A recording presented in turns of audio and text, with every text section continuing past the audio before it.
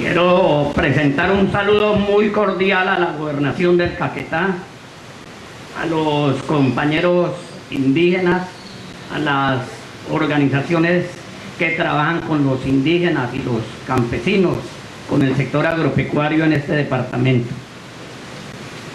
Y a nombre de la ANUC, darle la bienvenida a todos los compañeros que vienen de otros sitios del país. Yo quería anoche cambiar algunos puntos de esta pequeña charla. Lo único que hice fue cambiarme la camiseta porque la que tenía puesta ayer era del Japón. Y el compañero Bernardo del Cincha me la hizo cambiar en homenaje a nuestra selección con motivo del Mundial del Fútbol, mañana en el Brasil. Quiero pedirle excusas a este escenario. Voy a hacer una charla de 14-13 minutos que ya me quedan en una forma muy desordenada.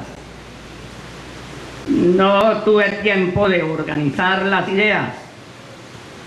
Solamente antier por la tarde confirmé mi asistencia. Creo que hubo algunos problemas del suscrito y de la propia Gobernación del Caquetá para mi convocatoria. Pero sí tuve permanente información en estos últimos días a través de los compañeros Verde Amazonía y de la importancia del evento.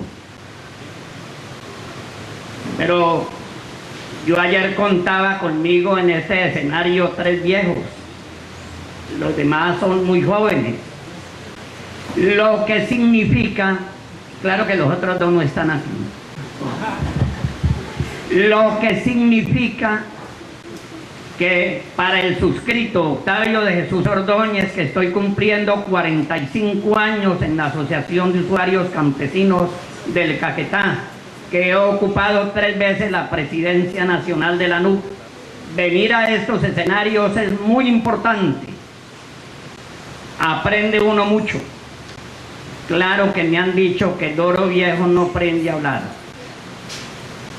Y yo quiero felicitarlos a ustedes, a los investigadores científicos, a la academia, a los voceros de las instituciones, a las ONG, a las demás organizaciones, en torno al plan de ordenamiento territorial de este departamento. Y nos toca trabajar, o les tocará a ustedes trabajar en un escenario muy difícil. Por eso mis ideas las estoy exponiendo en una forma desordenada, tal como yo veo desordenada la Amazonía. Aquí hay un gran desorden bajo los cielos. Y ayer en las últimas intervenciones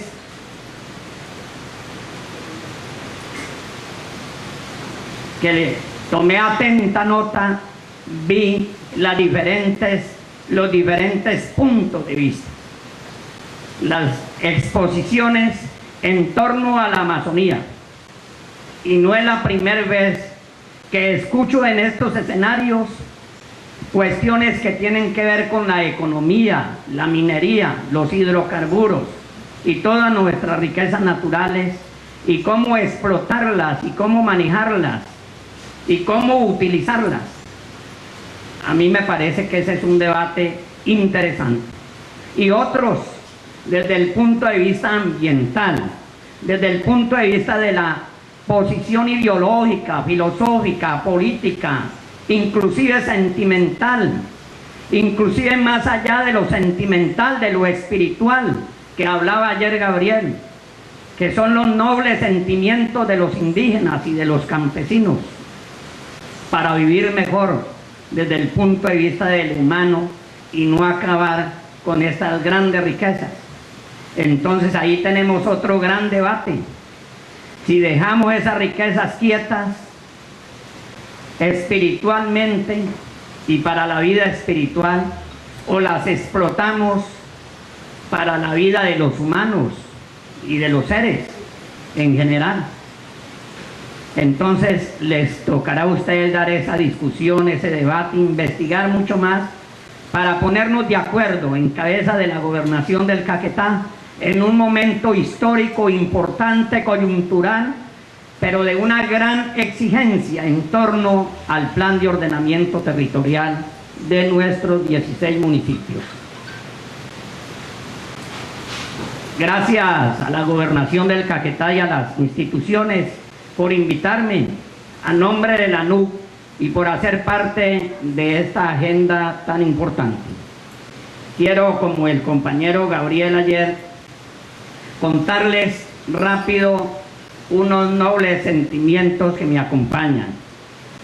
Más o menos en el año de 1890 se organizó la población de La Perdiz.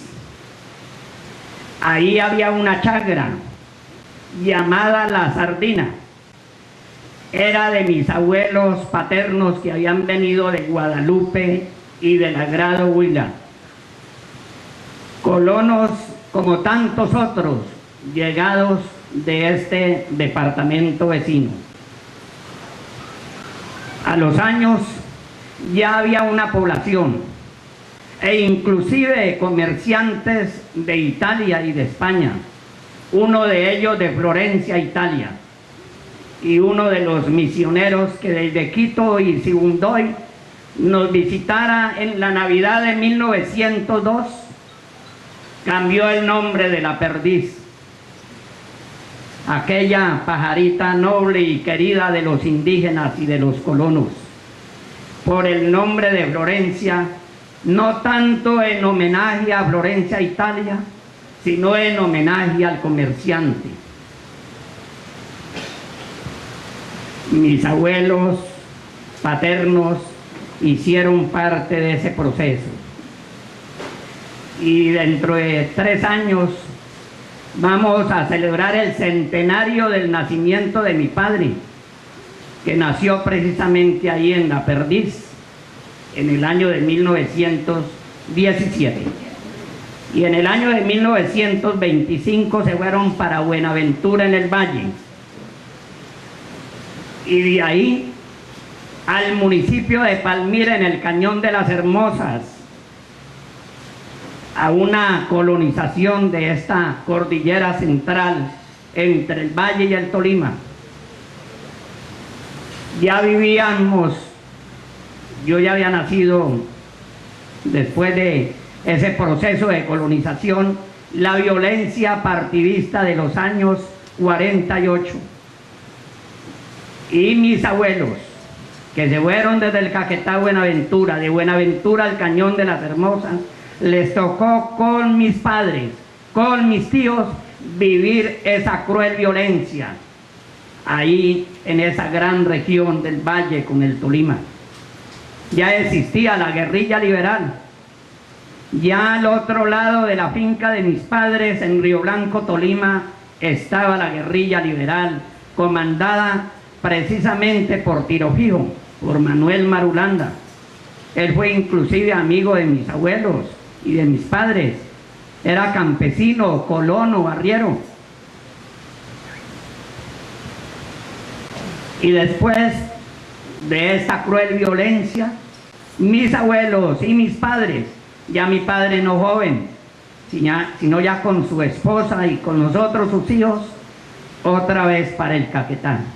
Y allá de Palmira a Cali, de Cali a Popayán, de Popayán a Garzón, de Garzón a Florencia, solamente de Garzón a Florencia 5 días por la trocha, en un pequeño camión. 5 días, y ahora de aquí a Garzón ni 5 horas. Expongo esto con cariño, precisamente para decirles que estas experiencias que tenemos de la Amazonía, territorio olvidado, y que solamente se ha hablado de él por los siguientes hechos. Yo quiero que me den, yo no sé, 1 o 2 minutos más. El conflicto de Colombia con el Perú, que ustedes lo conocen. La vorágine, escrita por José Eustacio Rivera. La violencia partidista y los sentimientos que hoy me acompañan para recordar ese proceso de la colonización espontánea y luego dirigida del Caquetá. los nuevos brotes de violencia, el narcotráfico, las consecuencias, el éxodo campesino, la concentración de la tierra, la cultura de lo ilícito que hoy nos acompaña, especialmente a nuestra juventud de esta región. Esos son los temas que nos han obligado en los últimos años a hablar de la Amazonía, no otro, no el del plan de ordenamiento territorial, menos del plan de ordenamiento ambiental, menos del desarrollo rural, menos el de la economía campesina, menos el del desarrollo urbanístico de nuestros pueblos y de nuestras ciudades. Y hoy volvemos a hablar de la Amazonía. Me pregunto, ¿será por el cambio climático? ¿Será que nos estamos preparando solamente en torno desde el punto de vista político y del conflicto armado frente al posconflicto? Presento estos interrogantes a la academia, a los investigadores, a los profesionales, a todos ustedes aquí presentes. Conclusión, veo que esta gran región y este territorio ha sido una vitrina de guerra, de todas las guerras y de las descomposiciones sociales. Somos un conejo de laboratorio en todos los procesos, que incluye a los cabildos indígenas, a la colonización extractora, a la colonización espontánea, a la colonización dirigida, el propio desplazamiento masivo, la concentración de la tierra, la explotación de nuestras riquezas naturales, el tema hoy de la minería y los hidrocarburos, nuestros recursos hídricos, nuestros pueblos y nuestras ciudades. Y todo esto hoy, para el dolor de mi familia y del suscrito, porque cuando llegamos aquí no había sino la hacienda de los Laras, acompañado de una nueva clase feudal terrateniente, producto de las mafias del narcotráfico, de la guerra, de la violencia, de la descomposición social, del paramilitarismo. Solamente entre Valparaíso, Morelia y Milán hay un grupo de terratenientes con 12, 15 y 20 mil hectáreas de tierra, producto de esta violencia en los últimos años. Me han mostrado el semáforo. Es que el tema que me dieron es el de la zona de reserva y tenía una idea sobre las zonas de reserva. Las zonas de reserva campesina, pregunto, ¿será otra forma para restitución de la tierra? ¿O será otra forma para fortalecer las tierras ya amansadas de nuevos terratenientes? Tenemos 4,9 millones de hectáreas en actividades agrícolas y podríamos destinar en el interior del país 21 millones de hectáreas. Se usan 38 millones de hectáreas de tierra para la ganadería y apenas son útiles 20 millones. ¿Cómo están las otras y sus consecuencias? Todo esto viene dando como resultados el despojo rural de nuestras tierras. Existen unas zonas de reserva campesina. Tenemos 6 ya establecidas en Colombia: Calamar, Guaviare, Cabrera, Cundinamarca, El Pato, que es uno de los temas que hay que tener en cuenta aquí en este escenario por el trabajo que los compañeros desarrollan ahí. Y en el sur de Bolívar, en el valle del río Cimitarra, en Antioquia y Bolívar, en el Alto Cumbal y Comandante, en el Putumayo. Pero el anterior gobierno suspendió su existencia. Está congelado su proceso en la Junta Directiva del INCODER, porque para el anterior gobierno estas zonas eran zonas guerrilleras. Y ese es un tema que hay que discutir en torno al plan de ordenamiento territorial, porque ahí están los colonos, ahí hay comunidades indígenas, ahí están los campesinos, lo mismo que los campesinos por encima de la cota 1000, olvidados por ley, la ley segunda de 1959, donde no podemos hacer ninguna clase de inversión, pero solamente en este municipio de Florencia, desde aquí para arriba, hay 1.100 familias por encima de la cota 1000. Lógico que talan, que queman, que acaban, que destruyen. Pero ¿qué hacemos? Lo único que les llega son oficios, con el perdón de mis compañeros de Corpo Amazonía, oficios de tipo policivo. Unas veces de la alcaldía, otras veces de Corpo Amazonía. Pero ¿qué vamos a hacer con ellos? Los reubicamos a través de reforma agraria, lo dejamos como familias guardabosques, lo dejamos que continúen acabando con esta gran cordillera oriental, con todas las consecuencias que vivimos acá abajo. Yo creo que esta es una gran discusión que tenemos que dar. Hay otras zonas de reserva campesina, 6 más, como zonas de reserva campesina, que los compañeros asentados ahí exigen del gobierno su legalización, que serían 12 en total, pero si las primeras 6 que están bien avanzados sus procesos, incluyendo la zona de reserva campesina en el Pato, municipio de San Vicente del Caguán, donde Corpo Amazonía, el CINCHE, la Gobernación del Caquetá y la Alcaldía de San Vicente y otras instituciones han acompañado ahí, incluyendo nuestra Universidad de la Amazonía, dicho proceso, y con buenos resultados. Si no cambia la posición estratégica del gobierno nacional en torno a esas reservas, ¿cuál será su futuro?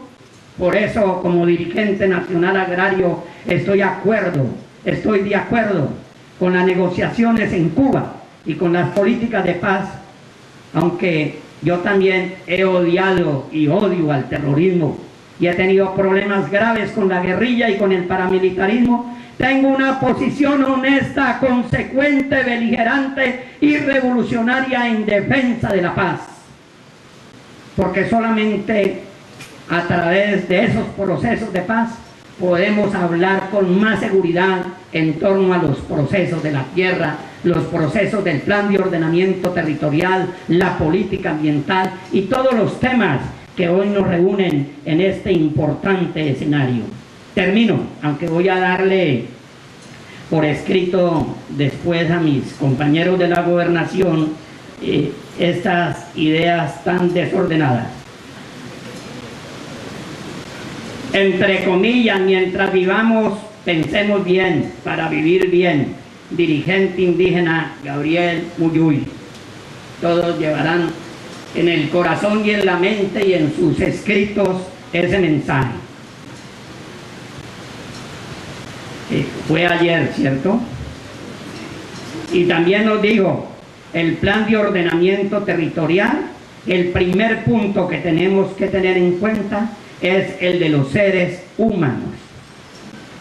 Nosotros como ANUC exigimos una reforma social agraria amplia, integral, democrática, y tener en cuenta en forma inmediata en esta estrategia del plan de ordenamiento territorial del Caquetá lo siguiente: revisión a las unidades agrícolas familiares para la Amazonía, el grave problema de la titulación de nuestros predios, tanto urbanos como rurales, revisión urgente al sistema catastral, tanto urbano como rural del Caquetá, el desarrollo urbanístico de Florencia, que no es desarrollo urbanístico, es caos, anarquía, violencia, bomba de tiempo, bueno, hasta invasiones oportunistas y comerciantes, desarrollo urbanístico de los demás pueblos, fortalecer nuestra economía campesina y no seguir siendo escenarios o conejos de laboratorio, y definir en forma urgente el futuro de las siguientes zonas: la zona limítrofe con San Vicente y San José del Guaviare, no dentro del criterio pacifista y de tantas leyes que nos quieren imponer en torno a este grave problema, en el cual contribuí desde la década del 70 al desarrollo de esa gran comarca con más de 12.000, 14.000 kilómetros cuadrados que nos pertenece a nosotros, los florentinos y caquetenses. Y hay que dar la pelea, y tenemos que movilizarnos en los 16 municipios, pero también desde este escenario tenemos que, es una solicitud lógico, respetuosa, porque ayer hubo aquí unas explicaciones de tipo jurídico que yo las respeto, pero esta exposición que hago es de tipo político, consecuente, revolucionario, es desde otra óptica, respetando la posición del Estado y la parte jurídica. Definir entonces esa situación, lo mismo que las zonas de reserva campesina del departamento del Caquetá, las zonas de reserva forestal y las zonas jurisdiccionales de los resguardos indígenas, para evitar enfrentamiento entre nuestras comunidades indígenas y los colonos. Muy amables, muchas gracias.